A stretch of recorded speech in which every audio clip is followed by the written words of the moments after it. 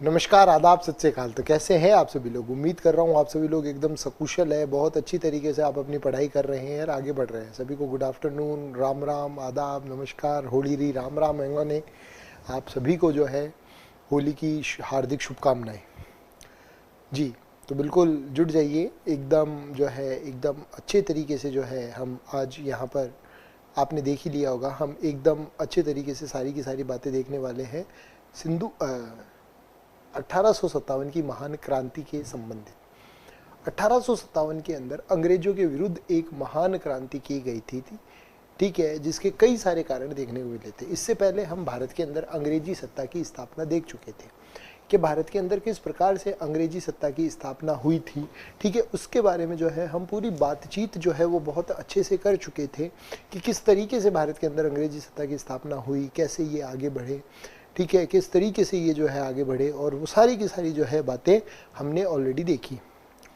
अब हम बात करने वाले हैं कि 1857 क्रांति के कारण क्या क्या रहे थे। वो तो एक कारण बताया कि सत्ता स्थापना हुई, वो दमनकारी नीति जो चल रहे थे, तो कई सारे कारण भी जो है वो रहे थे, ठीक है। तो लिखना शुरू कीजिएगा। 1857 में भारतीयों ने 1857 के अंदर जो है भारतीयों ने अंग्रेजों के खिलाफ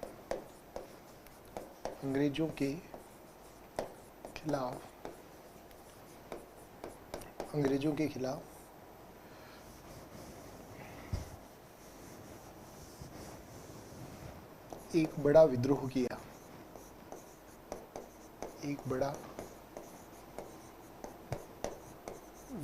किया, ठीक है ना, एक बड़ा विद्रोह किया, ठीक है।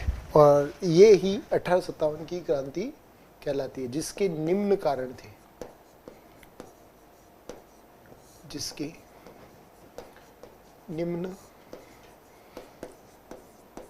थे। सबसे पहले तो अपन पढ़ेंगे इसके कौन से राजनीतिक कारण। कौन से कारण? राजनीतिक कारण, है ना, राजनीतिक कारण। सबसे पहले तो पढ़े जाएंगे राजनीतिक कारण क्या क्या रहे थे इनके, उसके ऊपर बात करेंगे। उसके बाद में आते हैं सामाजिक कारण, ठीक है, सामाजिक कारण। उसके बाद में आते हैं आर्थिक कारण। आर्थिक कारण क्या क्या रहे थे उसके ऊपर बात की जाएगी।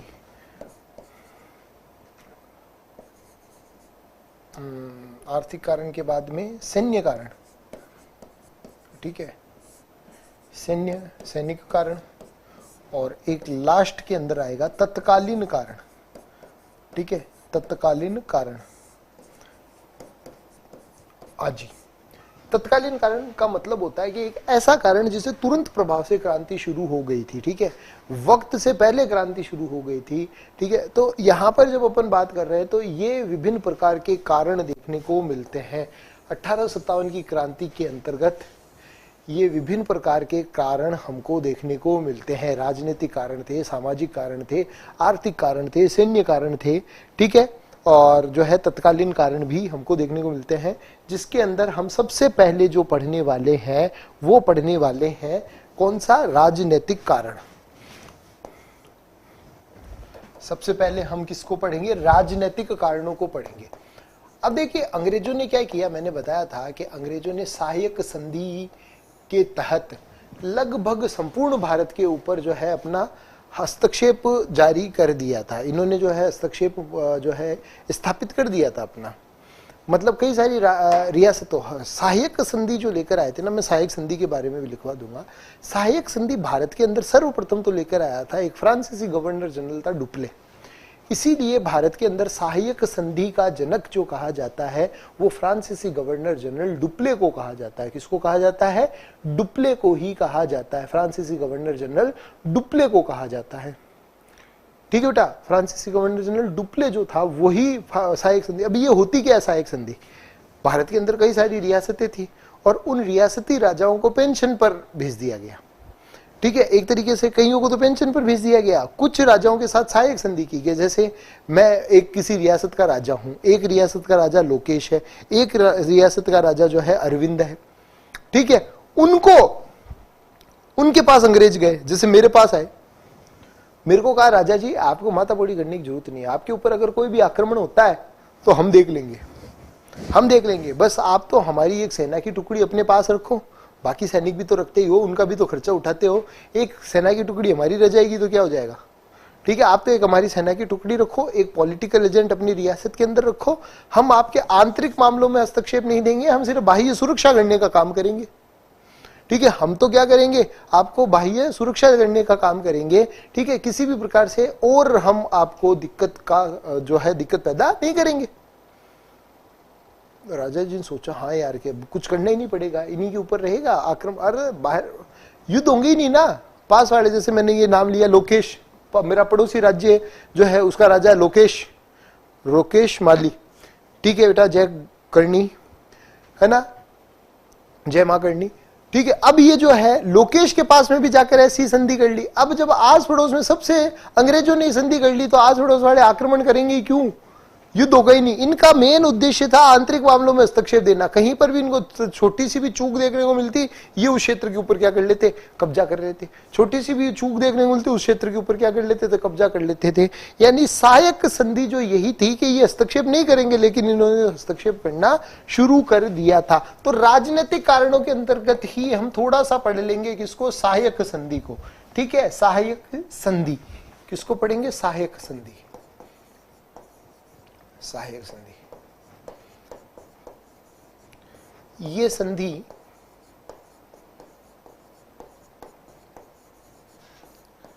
देशी रियासतों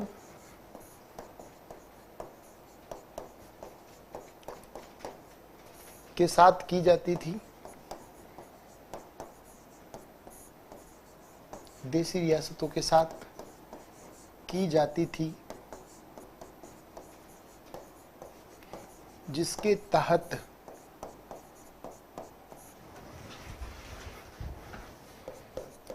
रियासत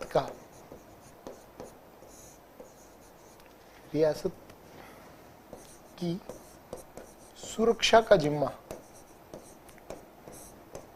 रियासत की सुरक्षा का जिम्मा अंग्रेजों का होता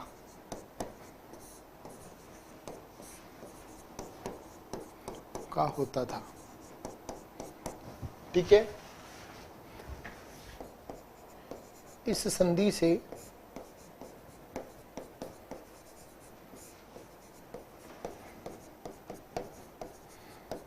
अंग्रेजों की रियासतों की राजनीति में, रियासतों की राजनीति में प्रभाव शुरू हुआ,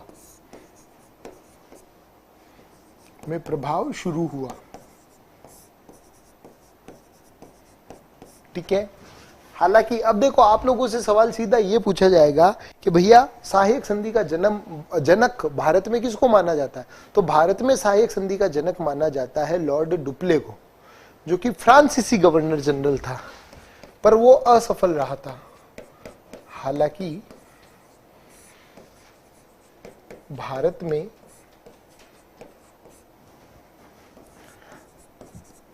सहायक संधि का जनक लॉर्ड डुप्ले,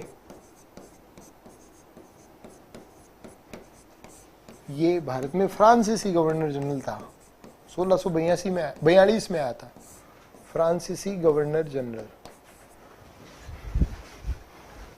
को माना जाता है, फ्रांसीसी गवर्नर जनरल को माना जाता है, परंतु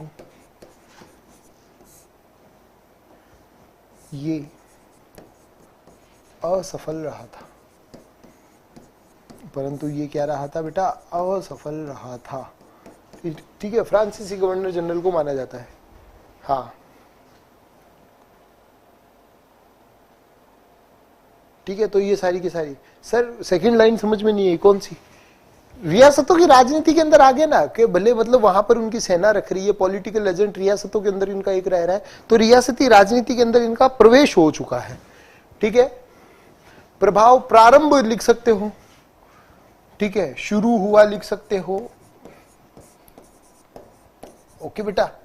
परंतु ये क्या रहा था, असफल रहा था। अंग्रेजों की ओर से, अंग्रेजों की ओर से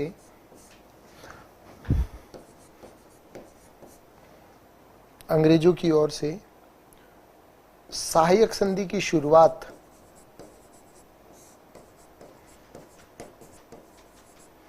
अंग्रेजों की ओर से सहायक संधि की शुरुआत जो है 1797 में रॉबर्ट वेलेजली ने की थी। किसने की थी? रॉबर्ट वेलेजली ने की थी। ठीक है, वेलेजली ने की थी। ठीक है, और 1849 तक पंजाब सहित लगभग पूरे भारत पर, पंजाब सहित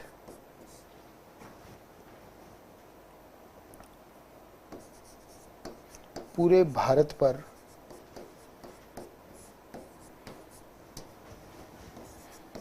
अंग्रेजों ने अपना प्रभाव, अंग्रेजों ने अपना प्रभाव डाल दिया था। ठीक है, अंग्रेजों ने जो है अपना पूरा प्रभाव डाल दिया था। वेलेजली नहीं नहीं नहीं बेटा पूजा चौधरी, वेलेजली को सहायक संधि का जनक कहा जाता है? नहीं कहा जाता। भारत के अंदर सहायक संधि का जनक अगर आप लोगों को पूछा जाए, अकॉर्डिंग टू प्रश्न उत्तर देना है आप लोगों को, अकॉर्डिंग टू क्वेश्चन ही जो है सारा का सारा आंसर करना है। ठीक है, भारत के अंदर सहायक संधि का जनक पूछा जाए तो कौन होगा? Lord Dupleix. भारत में अंग्रेजों की तरफ से सहायक संधि का जनक पूछा जाए तो रॉबर्ट वेलेजली होगा। कौन होगा? वेलेजली होगा। ठीक है, ओके। प्रभाव, अंग्रेजों ने अपना प्रभाव डाल लिया था। ठीक है, ये तो मैंने सहायक संधि बताई है। ठीक है, ये तो मैंने बताई सहायक संधि। लिखो इसे।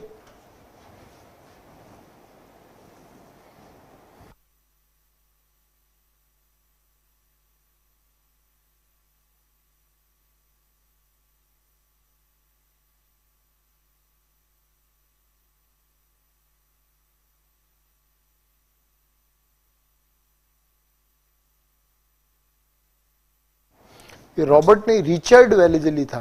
लॉर्ड वेलेजली लिख लो इसको, रॉबर्ट की जगह लॉर्ड लिख लो, रॉबर्ट नहीं था ये,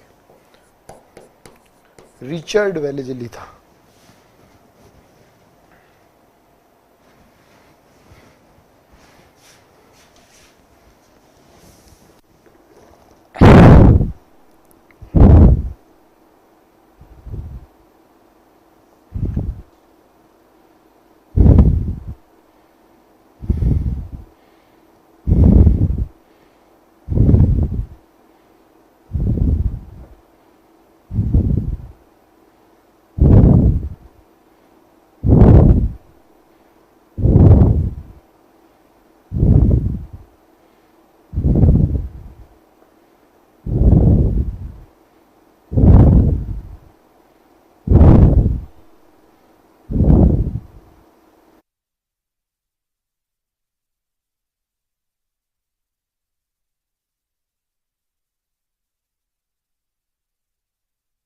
ठीक है, अब देखिएगा भारत के अंदर आता है कौन? भारत के अंदर जो आता है वो आता है एक बड़ा ही खाइया किस्म का है जो है। ठीक है, ओके सर। आईवीसी का उत्तरी बिंदु कौन सा है? शोरतुगुई या मांडा? आपके प्रश्न के हिसाब से तो है शोरतुगुई। भारत के अंदर उत्तरी बिंदु जो है वो है मांडा। अब भारत के अंदर आता है लॉर्ड वेलेजली की, सॉरी लॉर्ड डलहौजी। कौन आता है? लॉर्ड डलहौजी। 1848 के अंदर लॉर्ड वेलेजली, ये बार बार वेलेजली का नाम आ रहा है। लॉर्ड डलहौजी भारत के अंदर जो है भारत का गवर्नर जनरल बनकर आया। और जब ये भारत का गवर्नर जनरल बनकर आया ना, इसने क्या किया कि इसके जो सहायक संधि के तहत जितने भी क्षेत्र थे ना, उन कई क्षेत्रों पर जो है इसने जो है अपने प्रभाव से, अपनी ताकत के दम पर जो है उन क्षेत्रों के ऊपर अपना अधिकार जमाना शुरू कर दिया, उन क्षेत्रों के ऊपर नाजायज कब्जा करना शुरू कर दिया, जिससे राजाओं का अधिकार तो क्या होगा, खत्म होगा ना, जिसकी वजह से कई सारे रियासती राजा भी भड़क गए थे। ठीक है, उससे पहले ही, ठीक है, ये था लॉर्ड ऑकलैंड 1837 के अंदर जब अंतिम मुगल बादशाह बहादुर शाह सेकंड का राज्याभिषेक करवाया जा रहा था, तभी ये कह दिया कि ये अंतिम मुगल बादशाह होगा। इसके बाद या तो मुगलों को क्या किया जाएगा, कोई जागीर दे दी जाएगी, कहीं का जागीरदार बना दिया जाएगा, ठीक है, या तो कहीं का जागीरदार बना दिया जाएगा या इनको कहीं का सूबेदार बना दिया जाएगा, इनको लाल किला तो खाली करना पड़ेगा, ये अंतिम मुगल बादशाह होगा, ये पहले ही कह चुके थे। इसकी वजह से बहादुर शाह जफर भी सोच रहा था कि कोई बड़ी क्रांति हो तो मैं जो है अंग्रेजों को यहां से रफा दफा करूं, ठीक है, तो वो कई सारी बातें आती है। ठीक है, तो लिखना शुरू कीजिएगा। 1848 में लॉर्ड डलहौजी,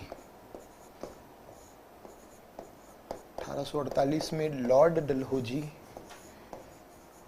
भारत का गवर्नर जनरल बनकर, लॉर्ड डलहौजी भारत का गवर्नर जनरल बनकर आया। इसने अपने सहायक राज्यों के साथ, इसने अपने सहायक राज्यों के साथ हड़प नीति, इसको कहा जाता है डॉक्ट्राइन ऑफ लैप्स। ठीक है, इसे क्या कहा जाता है, डॉक्ट्राइन ऑफ द लैप्स का अनुसरण किया।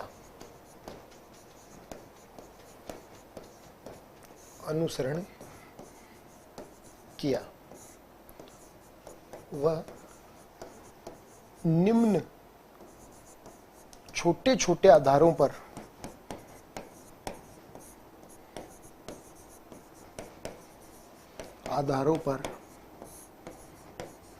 क्षेत्रों पर कब्जा किया।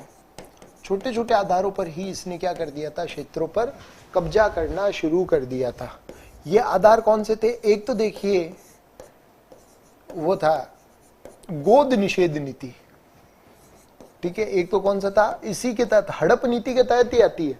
ठीक है, गोद निषेध के आधार पर, एक तो कौन सा आधार हो जाएगा बेटा, गोद निषेध के आधार पर। देखो गोद निषेध क्या है, ठीक है, अडॉप्शन, ठीक है, प्रोहिबिशन ऑफ अडॉप्शन, ठीक है, प्रोहिबिशन ऑफ अडॉप्शन। ये क्या था बेटा, अडॉप्शन। देखो राजा महाराजा के जब कोई भी बेटा नहीं होता था, कोई भी वंशज नहीं होता था, तो वो अपने निकटतम संबंधी के बच्चे को अडॉप्ट कर लेते थे, गोद ले लेते थे। ठीक है, और वो गोद लिया हुआ बच्चा आगे राजा बन जाता था, कोई दिक्कत वाली बात ही नहीं, वो गोद लिया हुआ बच्चा आगे राजा बन जाता था। ठीक है, वो गोद ले लिया गया था, अडॉप्शन। ठीक है, इन्होंने क्या किया, गोद निषेध पे अगर बेटा नहीं है तो कोई बात नहीं, राजा जी के बनने के बाद ये पूरा क्षेत्र अंग्रेजों का, और सबसे पहले इसने जो सर्वप्रथम गोद निषेध नीति के तहत जो क्षेत्र मिलाया था 1848 के अंदर, इसने 17 को मिलाया था। ठीक है, एक तो गोद निषेध, कुशासन के आरोप पर इसने जो है बाद में 1856 के अंदर वो अवध के ऊपर इसने अधिकार कर लिया था। ठीक है, गोद निषेध के आधार पर इसने झांसी को अपने क्षेत्र के अंदर मिलाया था। भ्रष्टाचार के आरोप पर, ठीक है, भ्रष्टाचार के आरोप पर, ठीक है, झूठे आरोप लगा देता था भ्रष्टाचार के। ठीक है, कि यहाँ तो भ्रष्टाचार हो रहा है, तेरे को क्या लेना देना यार, राजा अगर कर रहा है तो राजा अपने क्षेत्र में कर रहा है ना। ठीक है, ये भ्रष्टाचार का आरोप लगाकर भी क्या कर लेता था, क्षेत्र को हड़पता था बस। ठीक है, सिक्किम को तो सिर्फ इसलिए हड़प लिया, ठीक है, कि बदसलूकी के आधार पर, सिक्किम को इसने किस आधार पर, बदसलूकी के आधार पर हड़प लिया। इसने कहा कि सिक्किम के अंदर जो है कुछ अंग्रेजी डॉक्टरों के ऊपर बदसलूकी की गई है, ठीक है। अंग्रेजी डॉक्टरों के साथ में क्या किया गया है, बदसलूकी की गई है, उनसे बदतमीजी की गई है, तो जो है सिक्किम को हड़प लो। मतलब इतने छोटे छोटे आरोप पर इसने जो है ये हड़पना शुरू किया। सर्वप्रथम जो है डलहौजी ने हड़प नीति के आधार पर कौन सा, सतारा को, सर्वप्रथम डलहौजी ने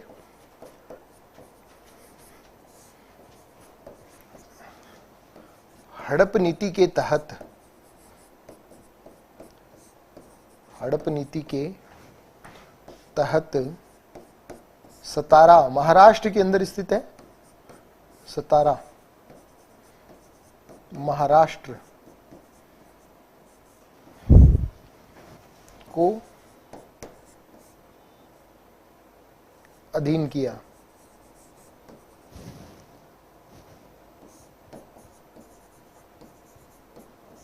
ओके ना, सर्वप्रथम तो लिख लीजिए।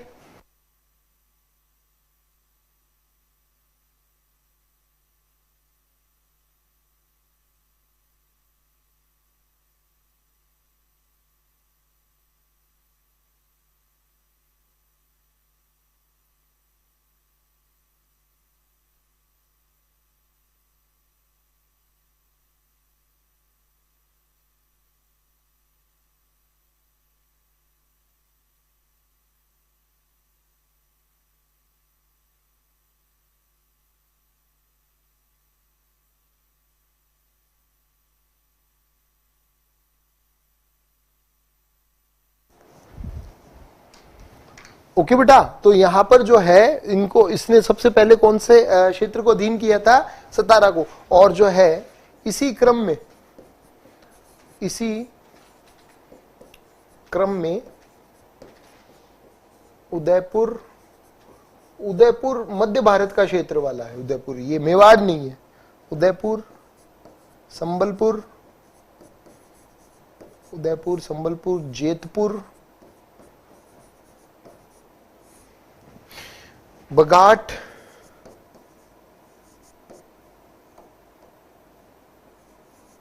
बगाट, झांसी, ठीक है, बगाट, झांसी और अवध पर कब्जा किया, ठीक है। इसी वजह से ये जो रियासतें थी ना, वो कई सारी रियासतें अंग्रेजों के खिलाफ हो गई थी। और उसी के चलते जो है इन रियासती राजाओं ने क्या किया था, रियासती राजाओं ने जो है अपने अपने क्षेत्र को आजाद करवाने के लिए 1857 की क्रांति के अंदर भाग लिया था, ठीक है। जैसे एक छोटा सा एग्जांपल बताऊं, कानपुर के पेशवा थे, कानपुर के अंदर क्रांति हुई, कानपुर के अंदर जो पेशवा थे, ठीक है बेटा, ये फार इनफ है बेटा, फार इनफ है, फिर भी आप जो है, जो आपको ई नोट्स वगैरह वो पढ़ते रहिएगा श्रवण कुमार। अब देखिए कानपुर के अंदर क्रांति हुई, कानपुर के अंदर पेशवा जो थे ना, वो थे नाना साहिब दुंदू पंत, और ये जो थे ना, ये अंतिम पेशवा बाजीराव सेकंड के दत्तक पुत्र थे। और दत्तक पुत्र होने के नाते ये जो है पेंशन प्राप्त कर रहे थे, लेकिन अंग्रेजों ने पेंशन देने से मना कर दिया। और जब अंग्रेजों ने पेंशन देने से मना कर दिया, ठीक है, तो जब पूरे देश के अंदर क्रांति चल रही थी, तो इन्होंने भी बहुत बड़ी क्रांति की, कानपुर के अंदर भी जो है बहुत बड़ी क्रांति इनके द्वारा की गई थी। तो मतलब कुल मिलाकर इनकी वजह से जो है काफी म्यूटेशन क्रिएट हुआ, इस डलहौजी की वजह से काफी म्यूटेशन क्रिएट हुआ। तो कई सारी बातें इसके अंतर्गत आती है। फिर लिखना, अंग्रेजों ने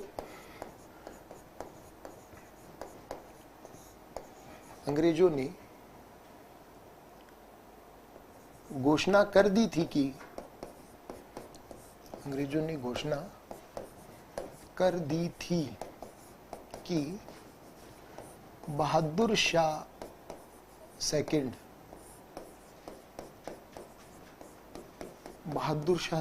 अंतिम मुगल बादशाह होगा, अंतिम मुगल बादशाह होगा। बहादुर शाह सेकंड जो है वो कौन होगा, अंतिम मुगल बादशाह होगा, ठीक है। लिखना, इन सभी कारणों कारणों से ही कई देसी रियासती राजा, कई देसी रियासती राजा, बादशाह, बादशाह तो ये कि तब मुगल बादशाह अंग्रेजों के खिलाफ थे। अंग्रेजों से मतलब जो है, ठीक है। अरे अंग्रेज सर, इन राजा महाराजाओं के पास में तो एक से एक विद्वान थे, उन्होंने भी कभी दिमाग नहीं लगाया कि अंग्रेजों की चालों का। अंग्रेज उनसे ज्यादा खाइया किस्म के आदमी थे, ठीक है। ये एक विलियम्स नाम का एक व्यक्ति है, ठीक है, जिसने एक किताब लिखी द लास्ट मुगल। रंगून की जेल का जेलर था ये, ठीक है। ये रंगून की जेलर का जेलर था, ये रंगून की जेल का। और ये लिखता है कि भारत के पास में एक से एक मुजाहिद थे। देयर वर सो मेनी मुजाहिद इन इंडिया, इन दिल्ली। अंग्रेज उनके सामने कुछ भी नहीं थे अगर वो लड़ने पर आ जाते तो। लेकिन अंग्रेजों के पास में दिमाग ज्यादा था। इसने ये क्या, दिन भर जब वो बादशाह के पास बैठे रहते तो अंग्रेजी गुणगान करते रहते, अंग्रेज ऐसे हैं। मानसिक रूप से पराजित कर दिया उनको। बादशाह तो ये सोच पा रहा है कि यार इनसे तो लड़ाई नहीं जाएगा, ठीक है। बहादुर शाह सेकंड औरंगजेब का पुत्र था क्या? अरे नहीं, बहादुर शाह प्रथम है औरंगजेब का पुत्र, ये सेकंड है ना। इस बहादुर शाह को तो ये लग रहा है अंग्रेजों से जीता ही नहीं जा सकता, पता नहीं कितने शूरवीर है ये, जबकि थे नहीं। बातों के शेर थे, लेकिन बातों के भी इतने जबरदस्त शेर थे कि बड़े बड़े मुजाहिदों को जो है इन्होंने फेल कर दिया। फिर सबसे बड़ी बात, इनके पास में जो है लेटेस्ट हथियार थे उस जमाने के हिसाब से, लेटेस्ट हथियार थे। मैं अभी सारी की सारी बातें बताऊंगा, क्रांति असफल क्यों रही वगैरह, ठीक है। तो बादशाह अंग्रेजों के खिलाफ हुए, ठीक है ना, खिलाफ हुए, ठीक है। तो ये तो कौन से कारण बताए मैंने आप लोगों को, ये सारे के सारे राजनीतिक कारण थे। ये सारे के सारे कौन से कारण थे? राजनीतिक कारण थे, जिसके चलते सारे के सारे बादशाह वगैरह जो है वो किसके खिलाफ हो गए थे? बादशाह वगैरह जो थे वो किसके खिलाफ हो गए थे? अंग्रेजों के खिलाफ हो गए थे, ठीक है ना। तो ये सारी बात आती है। अब हम बात करेंगे कौन सी, यानी हमने कौन से कारण देख लिए? राजनीतिक कारण देख लिए। अब हम बात करते हैं किस पर? सामाजिक कारण पर। किसके ऊपर? सामाजिक कारण पर, ठीक है। अब देखिएगा, ये क्या कर रहे थे, भारत के अंदर ज्यादा से ज्यादा ईसाई मिशनरियों को ही प्रचारित प्रसारित कर रहे थे। भारतीय धर्मों का तो ये मजाक उड़ाते थे, भारतीय धर्मों का मजाक उड़ाते, हिंदुओं का मजाक उड़ाते, मुसलमानों का मजाक उड़ाते। जो भारत के धर्म थे उनसे तो ये सीधे मुंह बात ही नहीं करते, ठीक है, ओके। यहां पर जब अपन बात करें तो भैया ये सीधे मुंह बात ही नहीं करते थे। ये कहते थे कि तुम हिंदुओं को तो कहते कि तुम तो जानवरों को पूजते हो, ठीक है, तुम तो गायों की पूजा करते हो, ये करते हो, वो करते हो। मतलब इतनी बदतमीजी से ये जो है पेश आते थे, जिसके कारण हिंदू भी भड़के हुए रहते थे। मुसलमानों को कहते हैं कि तुम तो गलत नबी को मान रहे हो, प्रॉफिट मोहम्मद को मत मानो, तुम तो जीसस को ही मानो, ईसा अलैहि सलाम को ही मानो, ठीक है, उनकी बातों का ही अनुसरण करो। इस वजह से मुसलमान भड़के हुए रहते। यानी भारतीय धर्मों का तो इन्होंने भारी मजाक उड़ाया, ठीक है। और ये अपने आप को ये भी कहते हैं, ठीक है, छुआछूत तो बहुत बड़ी बात है, बहुत छोटी बात है।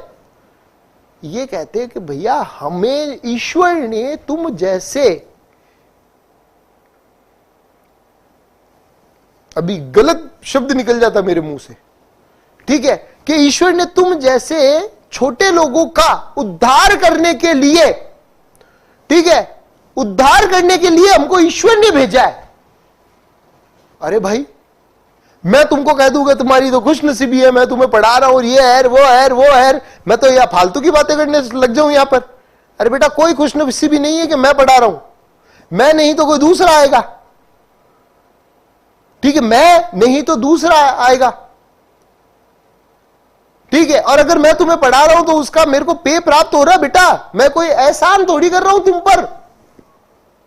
इसी प्रकार अंग्रेज जो है वो भारत से कमा भी तो रहे ना, यहां पर हमारा उद्धार करने के लिए थोड़ी है। इस तरीके से इन्होंने भारतीय धर्मों का बहुत मजाक उड़ाया। और कई ठीक है, कई जो है जातियों को तो इन्होंने विधिवत तरीके से बर्बाद किया है, कथौड़ी जनजाति को देखे तो इन्होंने जो है कथौड़ी जनजाति भी ये जो है महाराष्ट्र से अलग अलग क्षेत्रों के अंदर ले गए।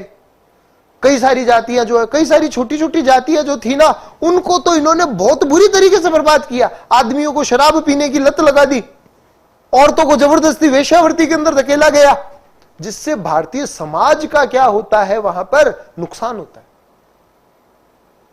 ठीक है, सेकंड ये। अब देखो कुछ ये क्या अपने आप को जो है सोशल रिफॉर्मर भी मान रहे थे। इन्होंने सती प्रथा के ऊपर प्रतिबंध लगाया, इन्होंने विधवा पुनर्विवाह अधिनियम ये लेकर आए। अच्छी बात है, मैं मानता हूं अच्छी बात है। लेकिन कई जो भारत के लोग थे वो ये समझ रहे थे कि ये सुधार हम खुद करेंगे ना। ये कौन होते हैं हमारे सुधारों, हमारी नीतियों के ऊपर सवालिया निशान उठाने वाले? कौन होते हैं? हु आर दे, जो हमारी नीतियों के ऊपर क्या कर रहे हैं? ठीक है, सवाल उठाते। ठीक है, हां, कभी मैं इनको अपने डिस्ट्रिक्ट में देखता हूं ना तो मुझे गुस्सा आता है। मैं इनको सामने से गाली दे देता हूं, नहीं बेटा भारतीय हो तुम, याद रखना। अभी वर्तमान के अंदर ये बेचारे यूं ही गरीब है, ठीक है, ये इनको गरीब समझ के छोड़ दिया करो, इनको गरीब समझ के छोड़ दिया करो। अभी तो ये हमारे सामने कहीं खड़े ही नहीं हो सकते। ठीक है, तो वाली बात है। इन्होंने भारतीय समाज का जो है, ठीक है, इन्होंने क्या किया, इन्होंने भारतीय समाज को बड़ा नुकसान पहुंचाया। इन फकीरों ने, इन्होंने मंगतों ने, है ना, जिसकी वजह से काफी दिक्कत का सामना करना पड़ा इनको भी। ठीक है, तो लिखना ये ज्यादा से ज्यादा ईसाई मिशनरी को ही ईसाई मिशनरीज को ही बढ़ावा देते, ईसाई मिशनरीज को ही बढ़ावा देते थे तथा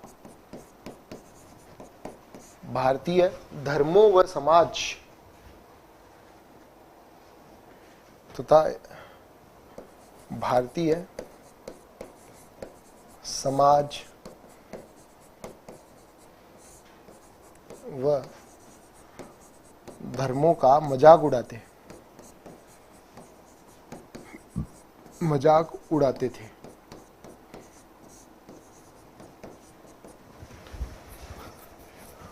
भारतीय समाज में भी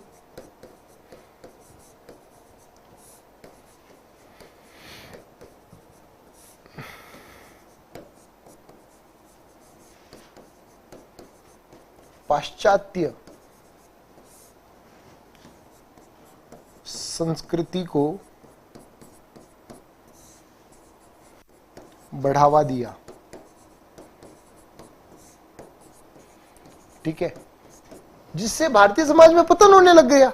ठीक है, आज भी जब अपन देखो, अपन ज्यादा से ज्यादा जो है किसकी तरफ भाग रहे हैं, पाश्चात्य वेस्टर्नाइजेशन के कारण। तो आ गया समाज में लिव इन रिलेशनशिप, आ गया समाज के अंदर तलाकें बहुत ज्यादा हो रही है, आ गया समाज के अंदर नंगापन, फूहड़पन।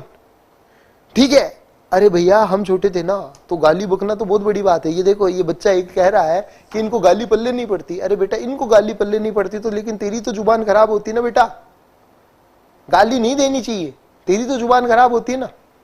ठीक है, गालियां तो आम हो गई हैं। ठीक है, खुलेआम बोली जा रही है गालियां। यूट्यूब पर देख लो, इंस्टाग्राम पर देख लो, कितना मतलब भद्दापन आ गया यार। क्यों? क्योंकि हमने वेस्टर्न कल्चर को अपना लिया। दो शादियां हो रही है। ठीक है, कल मैंने एक फोटो देखी थी, किसकी देखी थी, एक अभिनेता है ऋतिक रोशन।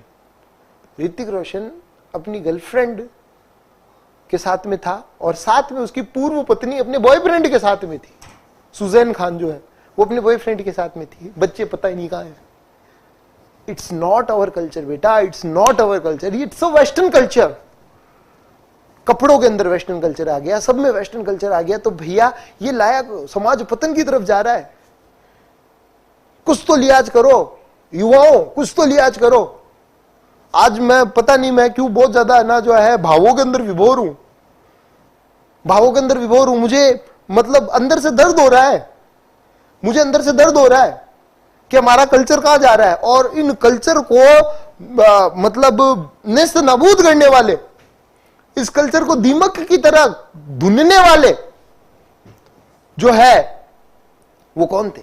अंग्रेज ही तो है, भारत को लूटने वाले अंग्रेज। अभी मैं आर्थिक कारण के अंदर बताऊंगा, ठीक है। तो वो सारी बात, इन्होंने पाश्चात्य संस्कृति को बढ़ावा दिया, इससे भी भारतीय नाराज हुए। ये छोटे छोटे कारण ही आएंगे अब, इससे भी भारतीय नाराज हुए, भारतीय नाराज हुए। लिख लो।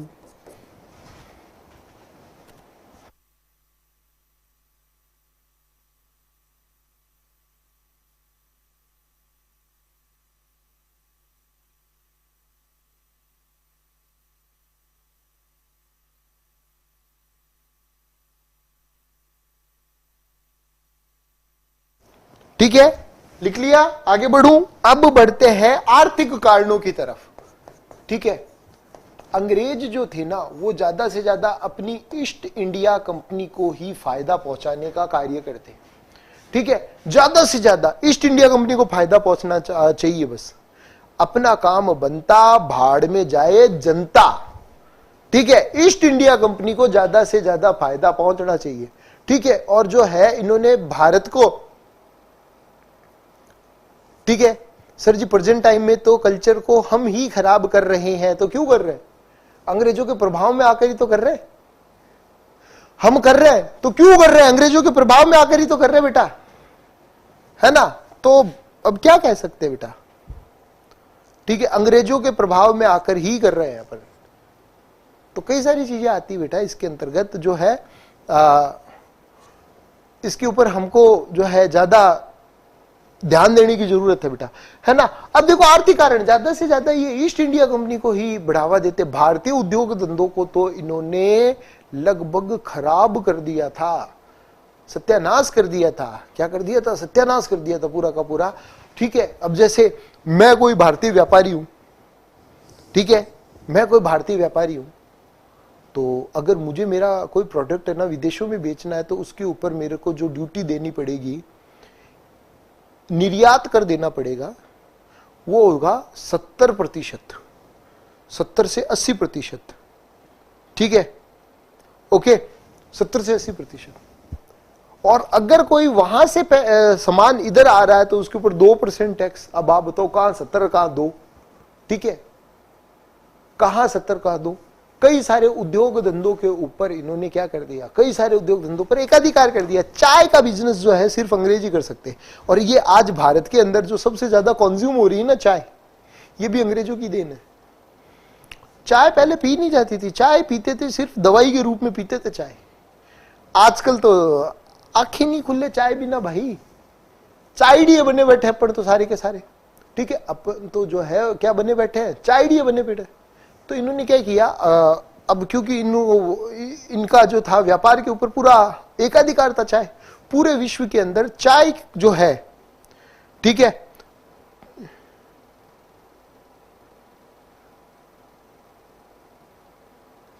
ठीक है, पूरे विश्व में चाय का बिजनेस सिर्फ वही कर सकते थे।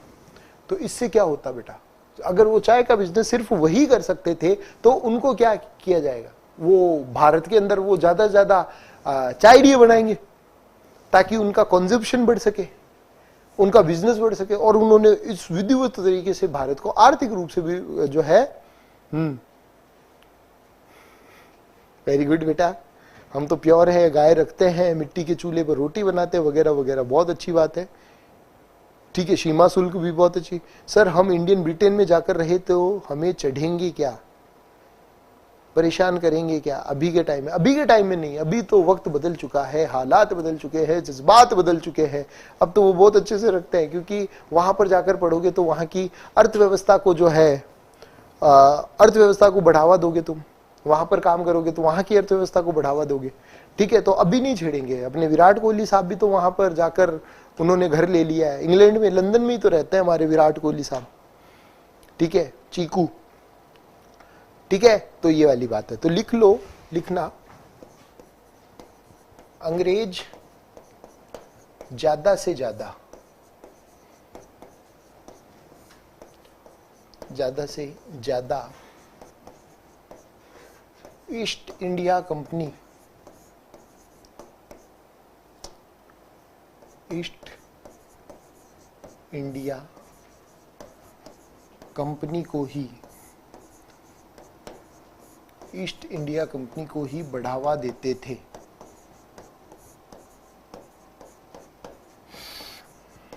तथा भारतीय उद्योग धंधों को तो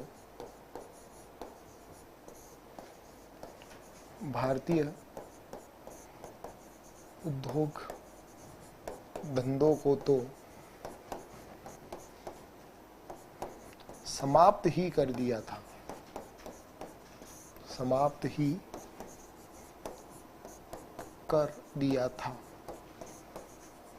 ठीक है, भारतीय उद्योग धंधों को तो इन्होंने क्या कर दिया था? समाप्त ही कर दिया था।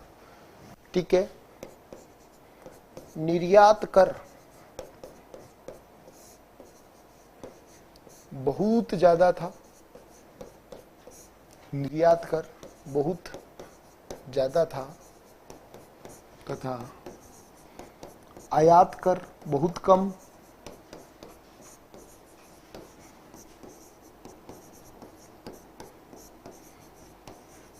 ठीक है, निर्यात कर बहुत ज्यादा था, आयात कर बहुत कम था। ठीक है, अंग्रेजों ने भारत का आर्थिक शोषण किया।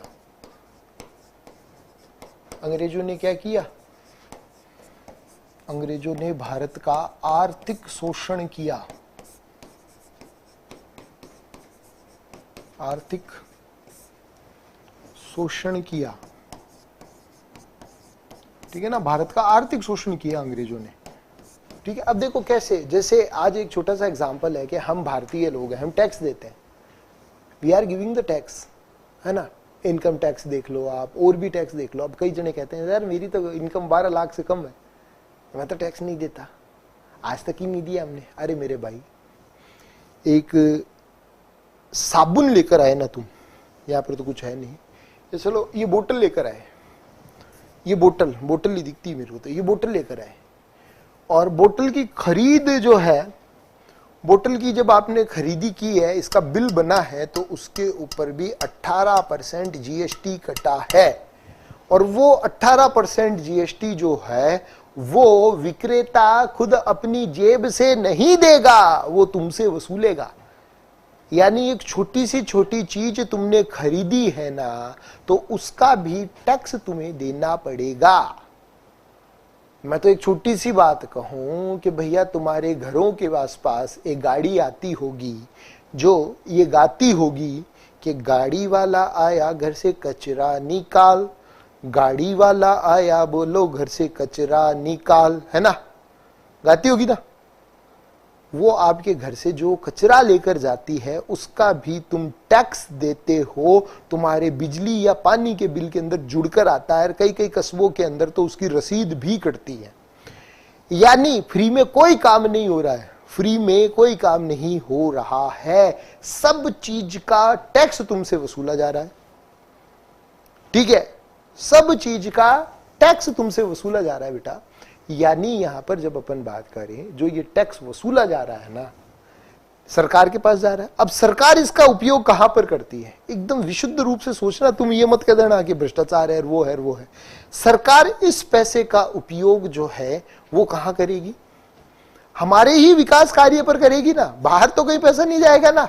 लेकिन ये मखते अंग्रेज ये क्या करते थे, भारत से जितना भी पैसा कमाते थे ना, वो पैसा किधर ले जाते थे? यूरोप की तरफ ले जाते थे। ये कहलाता है धन का बहिर्गमन, the drainage of the wealth from the India. And this doctrine was given in the poverty and unBritish rule in India, poverty in unBritish rule in India, written by Dadabhai Naoroji. दादा भाई नौरोजी ने इस अपनी किताब के अंदर ये पूरी की पूरी बात बताई कि इन्होंने भारत का आर्थिक शोषण किया, इस वजह से भी भारतीय नाराज हुए। इस वजह से भी क्या हुए? भारतीय नाराज हुए। इस वजह से भी भारतीय नाराज हुए।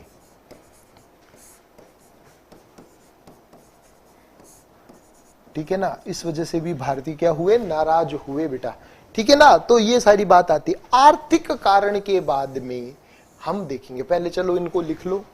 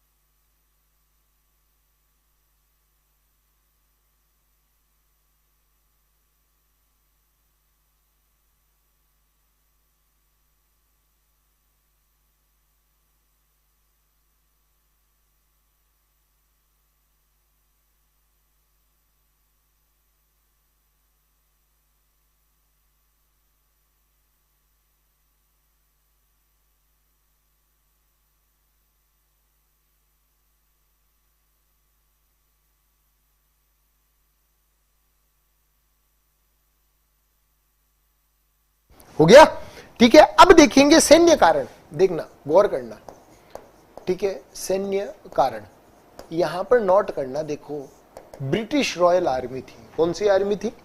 ब्रिटिश इंडियन आर्मी, ठीक है, ब्रिटिश इंडियन आर्मी, ठीक है। और ये ब्रिटिश इंडियन आर्मी थी ना, इसके अंदर लगभग 3,16,000 सैनिक थे। इसके अंदर कितने सैनिक थे? लगभग 3,16,000 सैनिक थे, है ना, है ना बेटा, ठीक है। इसमें से देखो लगभग 3,15,000, 3,16,000 नहीं, 3,66,000, 3,66,000 जो थे वो सैनिक थे, ठीक है। और इसके अंदर लगभग 3,15,000 जो थे ना, वो तो थे भारतीय। 3,15,000 कौन थे? भारतीय थे, ठीक है। और इसमें से 51,000 यूरोपियन थे, ठीक है। कौन थे? यूरोपियन थे। अब आप खुद सोचो कि ज्यादा खर्चा किसके ऊपर होना चाहिए? रक्षा बजट का जो भी मामला आएगा तो रक्षा बजट का ज्यादा पैसा किस पे खर्च होना चाहिए? भारतीयों पर होना चाहिए। ज्यादा है, चलो हमको ज्यादा नहीं चाहिए, कम से कम बराबर तो दो। सबको एक था चीज में नापो ना यार, वर्तमान में जैसे भारतीय सेना को नापा जाता है। लेकिन ये क्या करते? रक्षा बजट का 60% इन मात्र 51,000 के ऊपर खर्च कर देते और 40% 3,15,000 पर खर्च करते। कम पैसा खर्च करते हैं, ठीक है। वेतन विसंगतियां थी, वेतन विसंगतियां थी। तो देखो इसको इस तरीके से लिखना, ब्रिटिश रॉयल आर्मी में 3,66,000 सैनिक थे, जिसमें से 3,15,000 भारतीय, 51,000 यूरोपियन सैनिक थे, ठीक है। रक्षा बजट का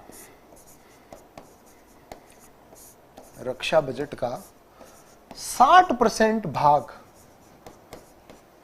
यूरोपियन सैनिकों पर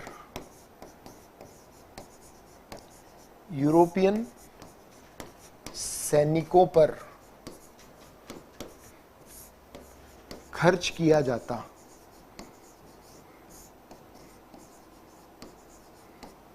ठीक है। किस पर खर्च किया जाता था? यूरोपियन सैनिकों पर खर्च किया जाता था, ठीक है। 60% भाग जो है यूरोपियन सैनिकों पर खर्च किया जाता।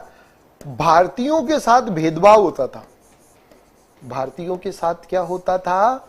भारतीयों के साथ भेदभाव होता था।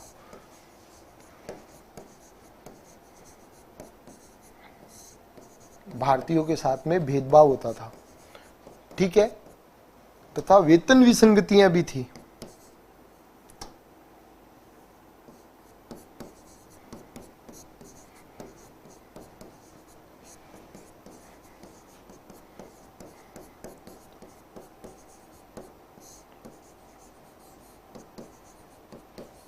ठीक है ना, यहां पर क्या थी? वेतन विसंगतियां भी थी। मतलब वेतन संगतियां कैसे?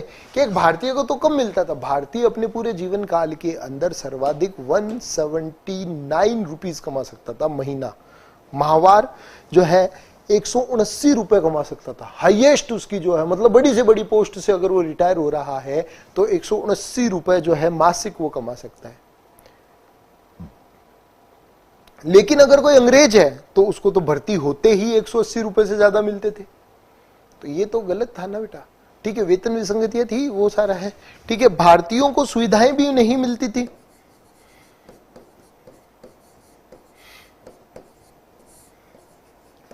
भारतीयों को सुविधाएं भी नहीं दी जाती थी।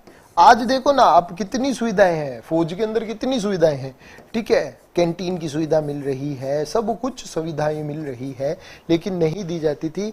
इन सब कारणों से भारतीय सैनिक नाराज हो गए।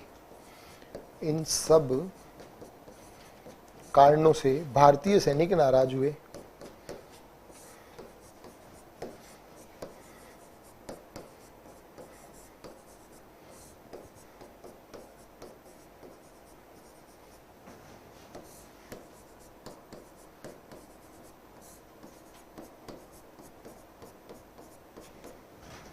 ओके बेटा, लिख लो।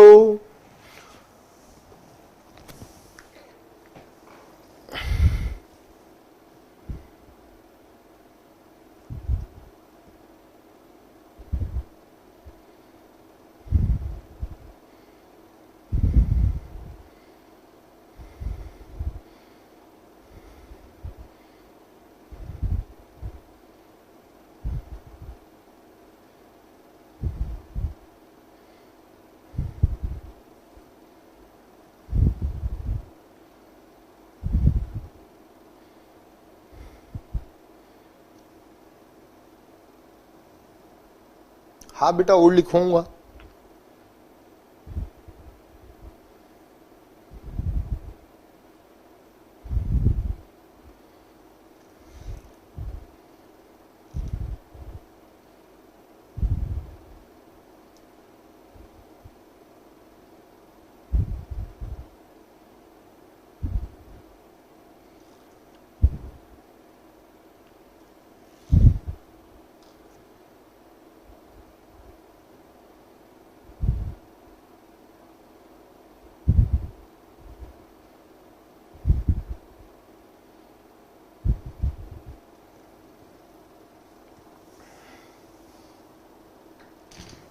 ओके, अब देखिएगा लास्ट कारण देखते हैं, तत्कालीन कारण। ठीक है, कौन से कारण? तत्कालीन कारण। पहले इसको लिख लो, फिर मैं समझा देता हूं। ठीक है, लिखना। भारतीय सेना में ब्राउन बेस राइफल के स्थान पर, ब्राउन बेस राइफल के स्थान पर इनफील्ड राइफल कमीशन्ड की गई। इनफील्ड राइफल कमीशन्ड की गई। ठीक है, जो है कमीशन्ड की गई।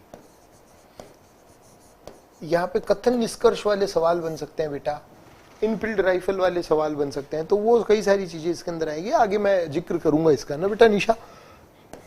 कमीशन्ड की गई।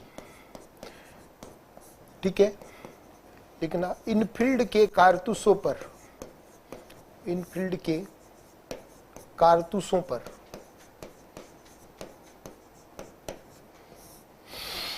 गाय व सुअर की चर्बी लगी हुई थी।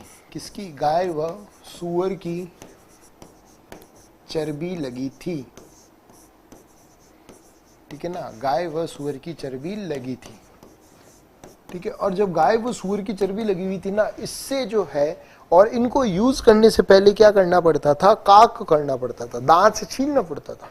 ठीक है, जिससे हिंदू और मुसलमान बढ़ गए। लिखना, कारतूसों का प्रयोग लेने से पहले दांतों से छीलना पड़ता था। कारतूसों को प्रयोग लेने से पहले दांतों से कॉर्क करना पड़ता था।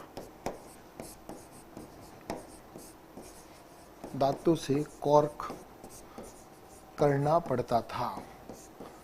ठीक है, दांतों से ये कॉर्क करना पड़ता था। इसी वजह से जब हम देखें, ठीक है, तो हिंदू और मुसलमान दोनों बढ़ गए। क्यों? हिंदुओं के अंदर तो गाय जो है वो बड़ा पवित्र है, पवित्र जानवर, अधन्या कहा गया है। हिंदुओं के अंदर गाय को ऋग्वेद के अंदर अधन्या या न मारने योग्य कहा गया है। मुसलमानों के अंदर सुअर सबसे ज्यादा अपवित्र है, सबसे ज्यादा अपवित्र है। मुसलमानों के अंदर जो है सबसे ज्यादा अपवित्र है। गाय पवित्र और मुसलमानों के अंदर सुअर सबसे ज्यादा अपवित्र है। इसकी तरफ देखने से भी घिन आती है, गंदगी। क्यों? गंदगी खाता है ये। ठीक है, जिसके चलते जो है मुसलमान तो नाम लेना पसंद नहीं करते, और जब उनका पोर्क, दीन जाने का खतरा है ना, ईमान जाने का खतरा, पोर्क अगर दांतों पे लग जाएगा तो। ठीक है, और इसी के चलते जो है हिंदू और मुसलमान दोनों भड़क गए। इसके चलते हिंदू व मुस्लिम सैनिक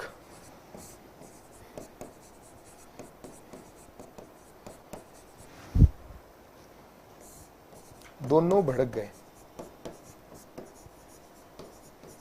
ओके ना?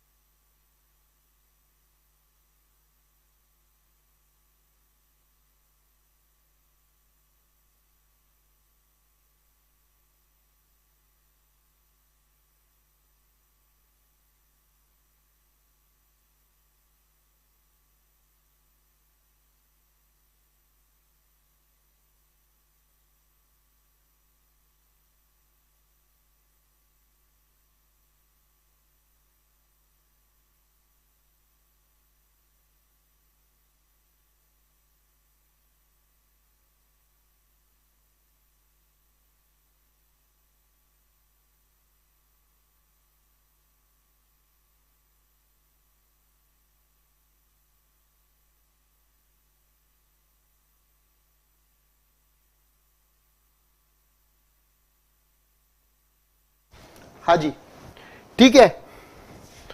और उपरोक्त कारण, ये सभी कारण जो है 1857 की क्रांति के माने जाते हैं। इन सब ने मिलकर जो है 31 मई 1857 को क्रांति करने की एक योजना बनाई। 31 मई 1857 को एक क्रांति करने की योजना बनाई। इन्होंने कहा कि हम एक क्रांति करेंगे, ठीक है, और सबको तैयार करेंगे। अगर आपका कोई प्रश्न है तो आप पूछ सकते हैं, ठीक है।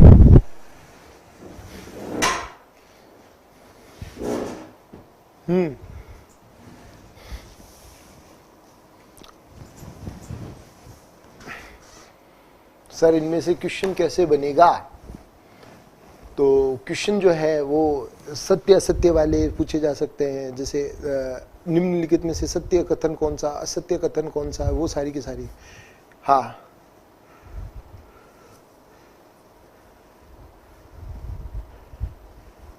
अभी मैं कोई भी खेल खेलने के लायक ही नहीं हूं बेटा। लीवर पर सूजन बताई गई है, स्वेलिंग ऑन द लीवर, काफी सारी बीमारियों से जूझ रहा हूं यार, ठीक है। तो 4 दिन की जो छुट्टियां थी वो बिस्तर पर बितानी पड़ी, क्या कर सकते हैं।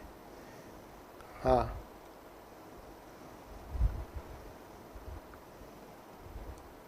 सर पहले तो अंग्रेज थे, तो हर तरह का पतन हुआ समाज का।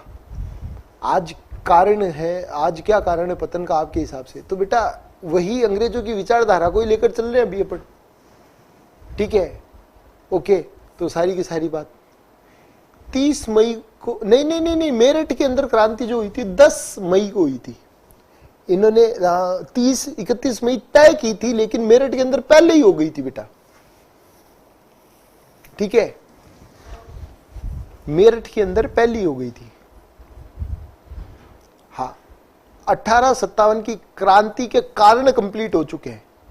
कल क्रांति की घटना, क्रांति का परिणाम और जो है क्रांति की असफलता के कारण देखने वाले हैं। हाँ, आएंगे अगले मिलान वाले जो सवाल आएंगे ना, वो अगले कहां पर क्रांति किसने की थी, वो मिलान वाले सवाल अगली टॉपिक में से, मतलब अगली कड़ी में से जो अपन पढ़ेंगे ना, उसमें से आएंगे।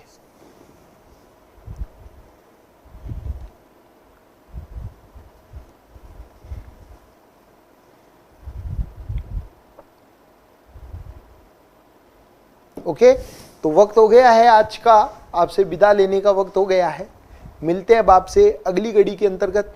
तब तक हंसते रहिए, आगे बढ़ते रहिए, पढ़ते रहिए, मिलते रहिए। जय हिंद, जय भारत, जय हिंदुस्तान।